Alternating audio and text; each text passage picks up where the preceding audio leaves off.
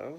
So I just read Jeremiah chapter 47 and 48, because 47 was a small chapter, and then 48 was a really long chapter, so a lot of reading today. But it was some judgment laid out for other nations other than Israel. 47 was a bit of like Tyre and some other countries. And then all of 48 was against Moab, and Moab is a country that had a previous relationship with Israel. Not a very good one, but they had one. And like Ruth was a Moabite, so I don't think they were on the worst of terms, but God decides he's going to judge Moab as well. Moab is a country of idolatry.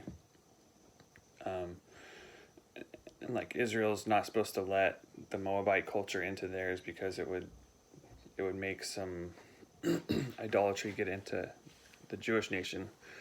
Too late now in this chapter. I mean, Israel's been judged, Egypt's getting judged, all these other countries are being judged.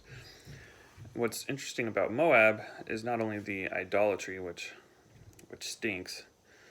God calls out Moab on their pride. He says that they've tried to do everything themselves and accomplish things through themselves. And then verse 29 says, "We have heard the pride of Moab. He is exceeding proud.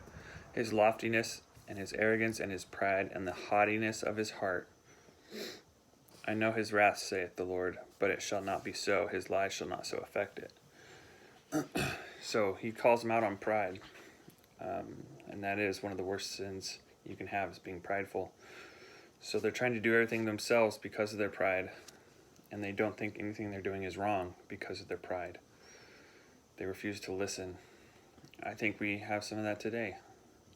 I'm always thinking about this one young man that we're trying to talk to about the gospel, and he's an atheist, or more like an agnostic, and he won't listen because he thinks it has to be proven, there has to be evidence. He doesn't think God is around because there's no proof of God. And I sense some insecurity, but I also sense pride talking to him, and it's coming through. And it brings judgment, so it makes me feel for him. You got to break down those walls of pride. Be willing to accept that maybe you're wrong. Be willing to accept that I can't get to heaven on my own. I can't be fulfilled on my own. I need God in my life.